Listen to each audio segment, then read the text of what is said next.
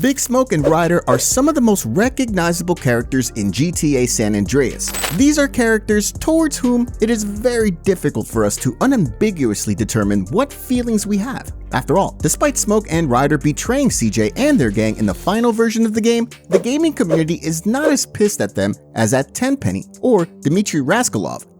This is especially noticeable with Ryder, where there's a good chance he was added into the Grove Street family's traders very late in the game, thus getting a bad reputation. If some of you do not know what is currently being discussed, then be sure to watch the video, the thumbnail of which you can see now on the screen. All or almost all of the arguments there show that the developers did not know what to do with Ryder, which is why they chose probably the stupidest option. That is, to throw him into a clique of traders of the Grove Street family's gang, without thinking this through. However, let's get to the main part of the episode, in which there will be an analysis of how it happened that Big Smoke eventually convinced the Ballas-hating Ryder to betray the families as well. First, let's look at what's going on when it comes to the introduction movie. Specifically, it's about the cutscene of Big Smoke's conversation with Ryder in the latter's apartment. The way I see it, man, I need to be in charge of my destiny, homie. Ryder mentions that he wants to make his own fate.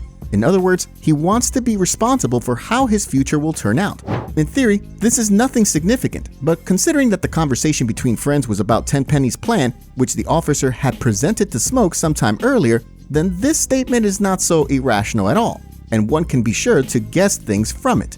Before we go any further, there is a video about Tenpenny's entire plan in a nutshell in the tab right now. If you haven't seen it, then it's about time to check it out because it's worth it in the context of this episode. But returning to the dialogue, this statement can result from the fact that Ryder may feel underestimated. The man is one of the most important personalities of the families, but Big Smoke is still a contender to take over the throne in case of Sweet's death. Ryder's jealousy and feeling of being underappreciated often manifests itself in the context of CJ, on whom the man vents his frustrations more than once. I'm saying that the East Coast made you drive like an idiot, fool. Man, you always crashing cars and shit, and for some reason now you back. All it is CJ drive here, CJ drive there. Bullshit. Man, why don't you just take it easy? No disrespect, man, but you can't drive for shit. Thanks, man. It might seem that this is often a joke, and partly it is, but the amount of taunts towards CJ is so large that it clearly shows that Ryder carries a sense of grievance and feels like an underrated figure in the gang. Ryder's frustration is also evident when the boys return to Ganton after being attacked by the Ballas in the drive-thru mission. Man, that fool filled a hole. You chubby motherfucker. Next time you better start blast or I'm gonna blast you myself. As we heard, Ryder was really pissed at Smoke, and there was definitely no joke in it. Again, it's Ryder who has to do the work that Sweet won't appreciate, and which will be treated as something Ryder has to do. To sum up this part of the video, Ryder had a feeling that even though he's a faithful member of the gang who does everything to keep the families in good shape, he will probably never be rewarded for it appropriately to his contribution.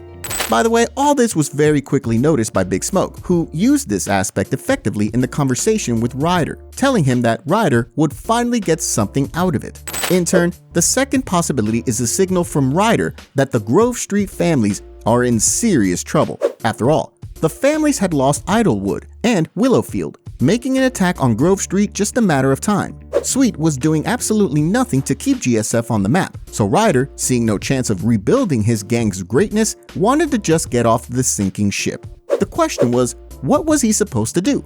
In response to this question appears Big Smoke, who gives him a prepared solution. Big Smoke emphasizes at the very beginning that Ryder can count on him, which is equally important because this intentional approach was used to revive in Ryder a sense of loyalty and ongoing friendship. Smoke made it clear to Ryder that whatever happened, he would stand by him. Big Smoke then gets down to business. The man underlines that Sweet's betrayal is the only real way out. And to tell the truth, Big Smoke is absolutely right. Tenpenny will not bend to Sweet, who does not want to enter the crack trade, thus seeing the family's gang as an obstacle that needs to be removed in order for the drug business to go according to plan. Since Sweet has no intention of changing his mind, the families are doomed, so there must be a coup, metaphorically speaking.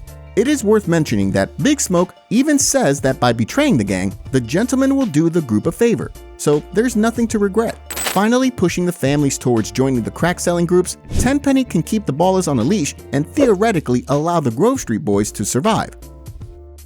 Moving on, Big Smoke mentions another of his pearls of wisdom to Ryder. Namely, the man says that if you put a gun to your brother's head, he will do whatever you want regardless of all other circumstances, because he will have no other choice, no matter how intelligent he is. You put a gun to a brother's head, brother's gonna do what he's told, no matter if he's a fool or a wise man. In a sense, this dialogue can be interpreted in several ways. On the one hand, Big Smoke may be referring to himself, because it is Crash that puts a gun to his head and tells him to carry out the plan. When Smoke objects, a bullet will be fired from the trigger straight at him. On the other hand, it could be an attempt to intimidate Ryder, which is quite ironic, considering how Smoke assured him of his loyalty a moment ago. Still, it makes sense, as Smoke tries to make Ryder realize that Ryder also has a knife to his throat, and if he doesn't agree to join forces, Smoke won't be able to save him from getting shot in the head by the Ballas. By the way, the raid on Grove Street performed by the Green Saber also works great as the form of a bogeyman, which was sent to the heart of the gang to kill Sweet, who was against crack, and to which we will also have to refer in a moment. Well, in the next lines of dialogue, you can see Big Smoke spilling the beans about what is going to happen. Smoke says no one wants to get shot in the head, but if you die as a rich man, then that death will at least be worth something. You don't want to put it in the brain, but if you can make it work and make some Benjamins while you at it, then that's cool. In a nutshell, Big Smoke partially admits that he got money from Tenpenny for betraying Sweet. Therefore, Big Smoke not only gives Ryder a sense of security, but also offers a chance for higher profits that Ryder could only dream of when fighting for the families. Due to a great strategy used by Smoke, Ryder is unable to resist and eventually agrees to the proposal. And so, Big Smoke and Ryder plotted against Sweet, and within the next few days or weeks, there was an event that shook the Ganton district. However, the whole elaborate plan failed because the Green Saber killed Sweet's mother instead of him. This failed assassination attempt immediately set off a series of unfavorable events for Tenpenny's plan, including CJ's return to Los Santos. And now that we've got all that covered, let's imagine that we are Ryder, which will help us understand even better what a difficult situation he just found himself in. Ryder knew that Sweet was in great danger because Tenpenny would do anything to keep Sweet out of this whole conflict of interests. Moreover, Ryder also revealed that even if Sweet somehow managed to stay alive, there would be a huge imbalance in the city in the forces of local gangs. Families will be in a worse position with the Ballas day by day for a very simple reason. It's all related to the drug money, which will enable the Ballas to strap up themselves heavily. Not only will the Ballas be armed to the teeth at some point, but psychological issues will also be a crucial factor. More and more members of the families will want to join the Ballas, seeing that they can't be defeated. After all, until the sets were divided, it had a positive effect on the morale of the family's gang members. It was known what the fight was about and that, above all, this fight makes sense because there is a chance to win. When the Ballas had a lot of money from drugs and grew stronger day by day, this fight began to resemble a fight between ants and a herd of angry bulls. Plus, Ryder had seen all along that Sweet was completely unfit to be a leader, and in the face of all these threats, it does nothing to counteract them.